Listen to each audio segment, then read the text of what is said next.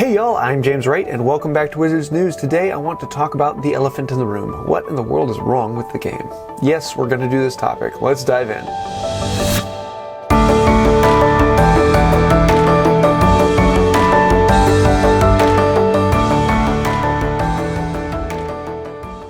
I have to preface this video by saying I am an eternal optimist. I always try to look on the bright side. I wasn't born that way. I was naturally a pessimist, but I've changed that over time by working hard at it. And so I like to look on the bright side, and if ever I see something wrong, I will log it in my brain and then move over it. That's just the way I work. Now, my wife likes to think that I'm an engineer. I don't actually see the glass as half full or half empty. I see the glass as being twice as large as it needs to be. Because I tend to look at things as practical as possible if I can't find anything particularly happy about it. So that's why you haven't heard me saying much negative about the game until now. I really try with everything I have to look at the positive things. And there are a lot of positive things about this game. It is incredibly fun, and there are so many details and nuances to this, and strategy and playing with friends, and I love the fact that it doesn't have teams. Everyone is working in the same direction. You can get together with anyone and have a perfect connection between them. There is nothing that is slightly off of, oh, you're yellow and I'm blue. Or even the Ingress version where you have Enlightened and Resistance, which is just So to start this, I actually want to take a little bit of a journey down Niantic's trail. It was a week or so before Ingress came out, years and years ago, that I first heard about Ingress, and it was the first augmented reality map-based game that was really exciting, and I got onto this big time. The first day it came out, I could not get an invite because it was invite only. Only a few people had invites, and then they could only give it to a few people, and then they could only give it to a few people, and by the second day I got it, and I was totally into the game. I went out and was gung-ho on this. And for probably 2 to 3 months, I was the only player in my town of 20,000 people, which isn't unheard of, but it wasn't as fun as I was expecting. But that being said, it was completely new. There was nothing like it out there, and it held my attention for a while. And then we had, I'd say probably around 10 players or so by the end of the first year in the town I was living in. But I would drive into Madison or Milwaukee because I was halfway between the two at the time. And there I could find other people to play with, and we could field up and do larger things. And the game got bigger and bigger, and you could create larger fields. And then we were starting to talk with people making fields across America and across oceanways. And this was an incredibly fun thing, and it captured my attention. And I was one of the first people to hit level 8 in Wisconsin. I moved out to Pennsylvania, we hit level 16, and everything was amazing in this, and I was loving the game. And to this day, I still play Ingress from time to time because it still captures that ingenuity and the fun of something really different. And it is really cool to see how Niantic has changed the game over time and morphed it into something that has become even more fun than it originally was. Then Pokémon GO came out, and this was another revolutionary jump. It was completely different from Ingress. They were it used the same map system, but it was a different mindset. It wasn't creating fields and controlling in two teams against each other. It was generally everyone's on the same team except for you get 3 different colors, and you weren't controlling areas. So yes, some people tried to play the game like you were controlling a gym, but it wasn't something you could really easily do as in controlling a field. Also, it introduced the collecting aspect to the game, and this was just a whole nother jump in the game, and I found that to be absolutely fantastic. And I played Pokemon Go whole hog. I hit level 40, and everything in that was fun. And then we start hearing rumors of Wizards Unite coming out. And I love Harry Potter. It is an amazing story, and every time you go back through the story again, you get new things, and it's a very deep and beautiful story. And the idea of taking the Niantic world and bringing it into Harry Potter was just absolutely fascinating in my brain, and I had incredibly high hopes for this game. And then we started seeing the game coming out, and I realized I was really hoping for another step. You had Ingress to Pokemon Go, and I was expecting another step just as far away. And so basically, if you look at a number line, if Ingress to Pokemon Go was 5, then Pokemon Go to Wizards Unite was like 5.1, maybe 6. There just wasn't as much difference between Pokemon Go and Wizards Unite.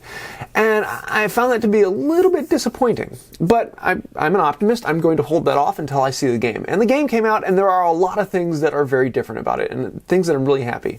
Fortress battles, being able to do those with groups, those are incredibly fun. Being able to figure out how do you work together and how do you work your spells in with each other. This is an incredible amount of strategy. The idea of spellcasting rather than just throwing a curveball every time, that is phenomenal. I love the idea of prestiging pages, because then you're not just catching one and you've caught it and you can look at it forever. Now you have to catch it over and over and over and over again. Or excuse me, return it.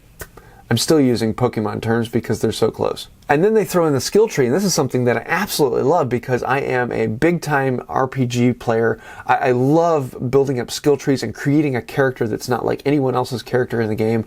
This is so much fun to me, and the character development was something that was really, really exciting to me. So there were a lot of things in the game I was very excited about, and there are a lot of things that were just kind of like, well, I wish they would do that a little differently. But all said, I really like the game. It is addictive and it is fun, and I'm going to be playing it for a long, long time to come because it does capture my imagination. And I really think that that was one of the big reasons why it got so much negative press right off the bat, is that it just wasn't as big of a jump away from Pokemon Go. Initially, when you first get into the game, it does kind of feel like a reskin of Pokemon Go because you're collecting things that you find on the map, you have challenges at the gyms, and then you have Pokestops where you collect items. And other than that, it's the exact same thing. And once you actually dive into the game and you start getting into the strategy of it, you see that it is farther away from Pokemon Go than you originally notice. With fortresses, the strategy in those is immensely different. I've heard a lot of people saying they really need to open those up to more people. But the problem with opening up to more people is you have to put more foes in there in order for everyone to have more advance to it. And there are possibilities with that, but that gets very server heavy. And there's a lot of technical things that would have to come into that. I've heard a lot of people saying they should open it up to PvP. And I think that that would be kind of fun in that you could have a dueling club or something of that nature that would be very interesting. I don't think PvP directly fits into the schema of the game of Wizards Unite. We're all coming together. So actually fighting someone for the sake of fighting someone, I don't see that. But maybe for a duel or challenges or learning, that may be beneficial. The problem with it is, if you really want to do PvP right, you have to be able to open up spellcasting so you can cast any spell or any counter spell. And that means everyone has to know what all the spells are, what the counter spells are, when they are. And because of that, then you're doing instantaneous transfer between the two, in which case you really got to have a 5G connection with a low latency. And that technology isn't quite open and ready for the world. I kind of see as 5G and low latency becomes more available, things like that may be happening. So in my opinion, the game where it currently sits is a great base. This is a good place you can jump off from. And I think there are a lot of things, especially with the spellcasting schema, you can take this to a whole new world and really have fun and detailing in different ways. All that being said, I think the one big downside to this is the game is Wizards Unite, but there aren't many things you can do with friends. Yes, you can get more family XP when you go together in a fortress, but there's nothing you can do long distance. You can't share anything long distance. You can't challenge each other. And I think that would have been something that would have been absolutely fun, of challenging a friend, as in how many steps can you do a day, just like you would have in Fitbit or Garmin, and being able to do maybe how many spawns can you return in a day, how many items can you get. And that kind of challenge back and forth can be something that builds relationships and really develops the game beyond what Pokemon Go can do. They really, really need to work on the friend schema in the game because it is Wizards Unite. I've heard a lot of people complaining about the statistics and how hard it is to get red books, or how hard it is to get something else, or how much it is to level up to level 60. And I don't like those arguments. I mean, a lot of people are saying it's going to take 18 months to fill out this skill tree. And I think that's awesome, because I hate it when a game allows you to max out everything in the first month of playing, and then you're like, okay, now I'm just maxing this out and playing the game. I want to be developing from now into eternity. And right off the bat, they were saying this is going to be a multi-year story arc. So this is something that is going to be happening for years and years to come. I've been playing Ingress for, 7, 8 years now? I'm hoping that I can play Wizards Unite for 10, 15 years into the future. And because of that, I want to be able to have that skill tree and that development that I can constantly be growing from now into the end of the game, years and years and years from now. So if it takes me 18 months to develop a skill tree completely, that's fantastic. I love that idea. Now, that being said, I'm hoping in 18 months that there'll be an addition onto the skill tree so I can spend another 18 months developing the next skill tree that they put on. This is something that I think is a benefit for the game because they have a long view eyesight for the game. It is something that is going to take years to accomplish these tasks. That's life, and I love that. Is there balancing to do in the statistics of how much XP can you get and where to get books and things like that? Yes, of course. The game is brand new. It just came out a month ago. There's going to be a lot of balancing that has to go on. And that will continue on into the future as things change and things come into the schema. That's going to mess things up, and they're going to have to change how much items give you. And I think they've been doing a really good job of that. If you look at the portmanteaus, they were going to be nerfing back the 2 kilometer and then making the 7 and 10 kilometer better.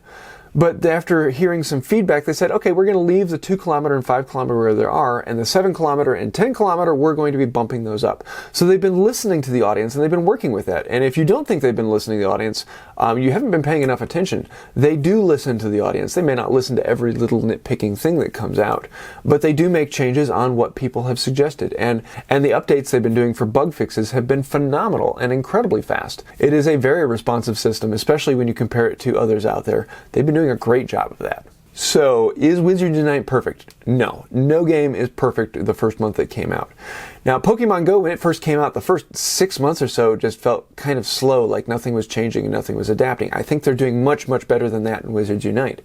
The big thing that Pokemon Go had is it had a gamer base. With Wizards Unite, there just aren't that many amazing games for Harry Potter. It's not a gaming community, it's a book community. And so it is going to be something that is slower off the bat, but I see this as something that will grow slowly over time and will become something that's much bigger in the future. It's not going to have that amazing explosive start that Pokemon Go had. Oh well, that's fine, that's part of Harry Potter. I do hope they develop the friends more and faster. I hope that they keep this going with all of the events and things like that they've been doing. I do hope they can improve the community day and make it something that more people can come together in.